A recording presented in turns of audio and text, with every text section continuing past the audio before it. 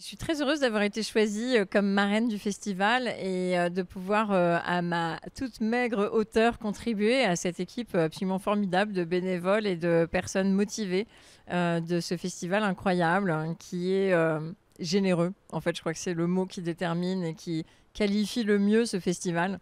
Générosité des fondateurs, générosité des équipes, générosité de l'ambition, de l'accueil, des échanges, de sa visée de tous les programmes qui sont parallèles et périphériques au festival. C'est pas un tout bête festival, j'ai envie de dire, avec juste une programmation de films. C'est que c'est un mélange des genres, c'est des lieux de rencontre, c'est des échanges, c'est un village où on peut venir vraiment faire des choses pratiques, un peu manuelles avec les gens.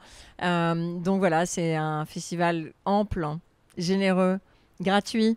Euh, j'ai envie de dire pouce plus bravo. Bravo à toute l'équipe du Festival Atmosphère et pour vos réalisations. Le Festival Atmosphère a aussi un partenariat avec la chaîne Lumni, la chaîne pédagogique, qui est vraiment géniale, avec des contenus incroyablement pédagogiques pour les enfants et très très ludiques. Et donc on a eu une petite session d'échange autour de films qui avait été fait autour d'un programme qui s'appelle Tout sur ta mer, en parlant de l'océan et de la mer aux enfants.